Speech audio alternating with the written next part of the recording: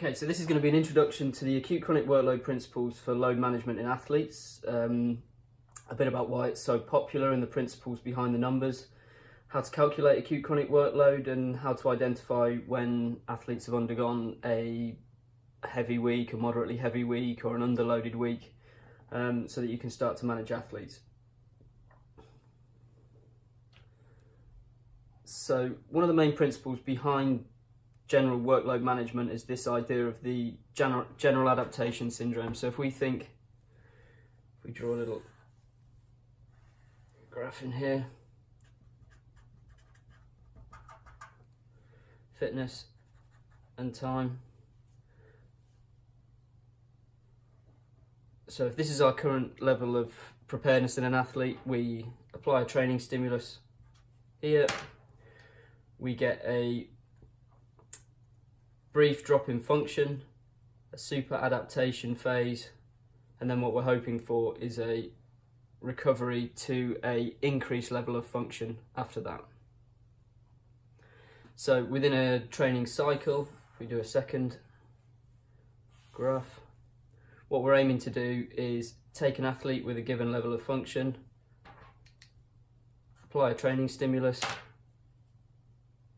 expect a level of decreased function, allow time to recover, and a super compensation, increased level of function, apply another training stimulus, same again,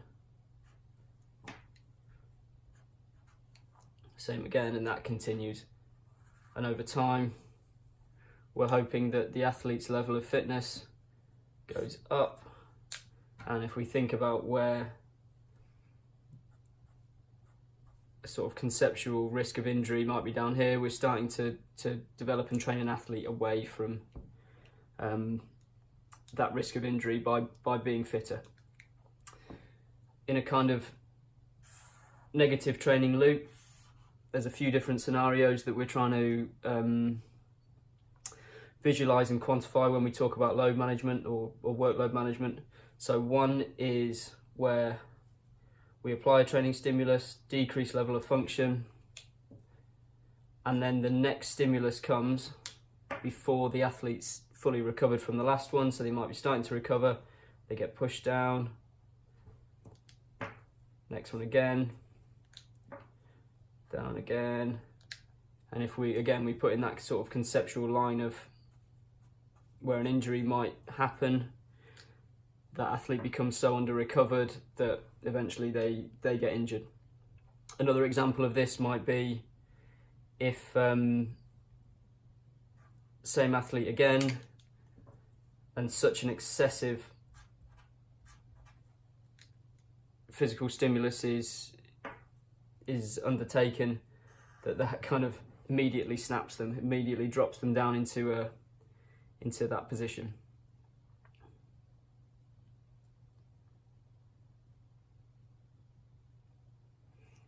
There's probably when you're working with athletes, they obviously undertake multiple training sessions per week.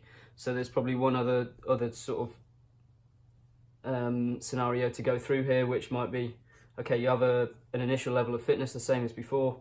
We apply a training stimulus. Okay, and then you apply another one, because training days don't always happen in isolation. You might have 2 sessions a day, or you might have, 3 sessions in 3 days. So it's unlikely that the athlete's going to fully recover within your training week. So again, they might be starting to recover. They go down a little lower. You might apply another training stimulus. They might go lower again. But then we allow them enough time and hope that they supercompensate again, either back to a level of function or back to a new level of function before we apply the next training stimulus. So this principle is kind of very, very commonplace within the sort of strength and conditioning realm of the idea of the general adaptation syndrome.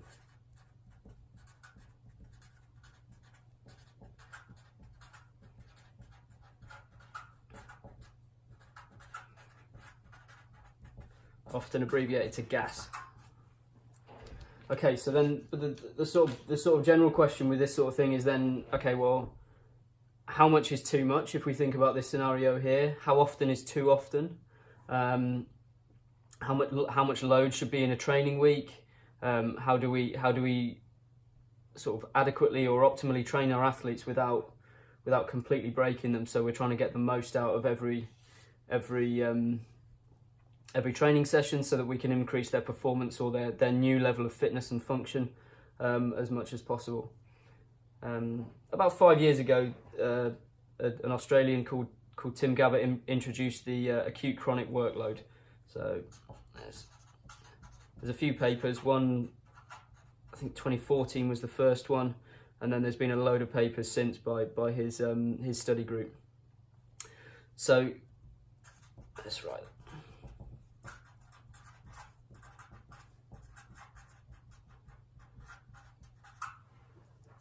So this principle is the idea where we look at the acute window. So this will be the representation of the sum of all of the training loads undertaken over the previous week. Typically, it's typically looked at as over a week, but it could be sort of 3 days, 5 days, depending on how your competition schedule sits. But we're typically looking at a 7-day window, and we compare that with the average 7-day load undertaken for the previous month. So how that might look in practice, so we might look at aspects sort of as total load. So if we take a total load approach, which is what Tim Gabbett originally did, that might be things like your sort of skills training, match play, speed work, strength work, and conditioning. So everything you do within a given week. And then that could be typically measured by a few things. If you've got access to a lot of technology, that could be used, you could use GPS, you could use heart rate monitors, things like that. But in a very simple sense, what you can do is take the rate of perceived exertion of a session, which is a scale from 0 to 10, times that by the duration of that session, and that will give you an arbitrary unit of training load. We can also do a similar thing, which people have started to do by picking out what might be termed the more abusive aspects of training, such as sprinting, bowling, serving in tennis, javelin throwing, things like that. So if we might start to track acute chronic workload of very specific things that we think might be more might create greater risk of injury. So that could be things like sprinting, that could be things like bowling, in cricket, something that Tim Gabbett's studied quite a lot. So if we let's walk through the calculations for these. So we've got the number of week, we'll pencil in some total loads, and let's say we'll do bowling count. Okay, so we've got our acute window, let's pop that in blue so we're clear on which is which. And then we're looking at the weeks prior to that, so we've got the week -1, week -2, week -3, week -4, which is going to make up our chronic window. And then just to illustrate how this works, we've got week -5, week -6. So these 2 weeks have now dropped out of the acute chronic workload calculation. They're no longer deemed relevant to that person's fitness within this calculation. So this is a rolling 4-week average. So in this week here, it would have taken into consideration 1, 2, 3, 4 weeks. In this week here, it would have taken 1, 2, 3, 4 weeks. Okay, so let's put some numbers into this as well. So let's say our acute total workload is 4,000 units, and that player has bowled 46 overs of fast bowling. Okay, if we start to work it back, so let's say week -1 was 3,500 units, -2, 3,000, 2,500, 2,000 units, and then the weeks before that 1,800, and these are irrelevant but we'll add them in anyway. Okay, and then in terms of bowling, hypothetically we've got this 32, let's say 19, 25, 27, and then the weeks prior to that could be, let's say, 33 and 42.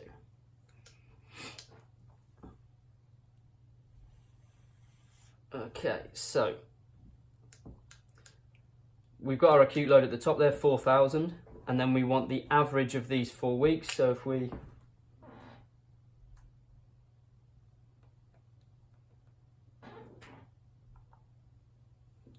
go through that, so we'll just work through this calculation. So 3,500 plus 3,000 plus 2,500 plus 2,000 equals 11,000. Divide that by 4. So our chronic load in total load is 2,750 units. And let's do the same with our bowling workload. 32 plus 19 plus 25 plus 27, 103. Divide that by 4 weeks, and we'll round that up to 26. Okay, so now we have an acute load at the top and a chronic load at the bottom. Keep that in place because we'll need that in a sec. So how Tim Gabbett applied this principle was that he calculated the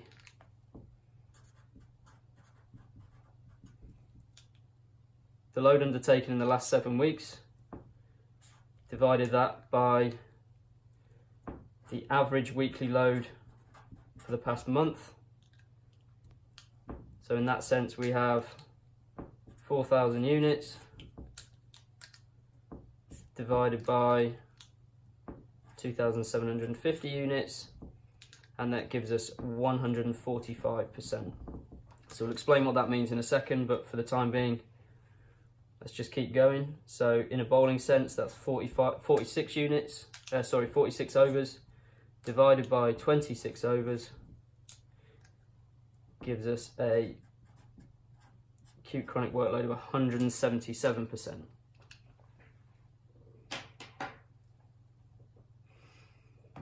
Okay, so what does that mean? So the issue we had with the general adaptation syndrome was that, okay, these principles are all good and well, but how much is too much and how much is too little, and how does this all work?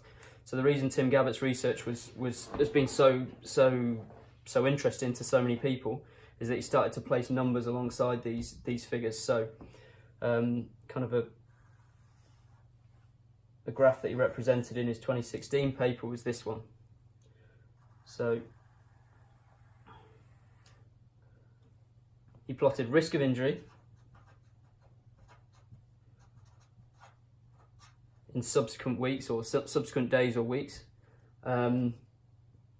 against the acute chronic workload ratio. So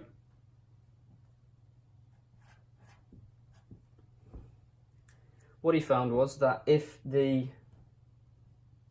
acute chronic workload ratio was between 100 and 125%, or even 80 to 125%, then the risk of injury was at its lowest point. He ascribed an injury risk of around sort of 3 to 5% within this range. So what he termed this was kind of the sweet spot of training. So that's providing a stimulus that's appropriate, that isn't too heavy, and then allowing enough time that the athlete can cope with that, and then in subsequent weeks they don't suffer from under recovery and injury. There's a general low risk of injury within that time frame. So at its lowest point, this graph shows injury risk of 3 to 5%. Okay, as the workload becomes heavier, so let's take our example here, about 145% with the total workload. So we're up towards the 150% mark. As this graph shows, the risk of injury starts to rise. and he found within his study that the risk of injury at around this point rose to about 7. So then we've got this kind of sort of starting to enter into the danger zone, and then once that moves up towards 200%, then that risk of injury really starts to ramp up, and the anticipated risk of injury up at this end is about 5-fold what we might expect, so 15% risk of injury in the following 4 weeks. Interestingly, there's also the graph doesn't bottom out with the lowest load possible, so 5%. So the actual rate of injury risk starts to rise back up again if training loads become really low, and that's common sense again, that if your athlete becomes really detrained, then you might expect injury risk to go up again. So that sort of started to rise again. This graph does keep on going, so the risk of injury after that just keeps rising and rising. So then we started to get this, we've got this continuum now. So we've got this continuum of understanding where, okay, if we place 100% acute chronic workload, 125%, and we think this is just healthy overload. And that's relative to what the athlete's done in the last month. Okay, obviously then moving up towards 150%. Okay, that starts to become a little bit heavier overload, but potentially still with manageable risk of injury. And then after 150%, we think that there starts to become an excessive. So 175%, 200%, and beyond, we think this starts to become excessive. And we're starting to take on a lot of risk of injury. So in our bowling scenario, then we might start to highlight that as being a particularly heavy week for bowling. Somewhere at the 175% mark, we might expect that athlete to be quite under recovered. We might want to apply more recovery strategies, more manage their training loads when we get chance.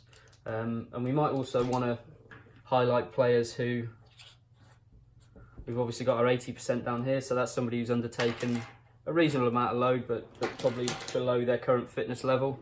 So we probably want to highlight these guys who might have had particularly low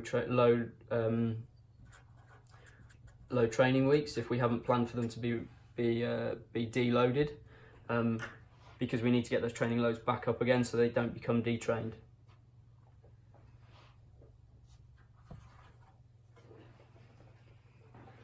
So that's just an introduction to some principles of the acute chronic workload principle. This sort of research was introduced about 5 years ago, and we can take these principles and apply them to the sports we're working in and with the athletes that we've got to make them more appropriate for the sports we've got, which loads of people have done, and there's a lot of stuff that you can do. But these are the basic underpinning principles that we're kind of working towards.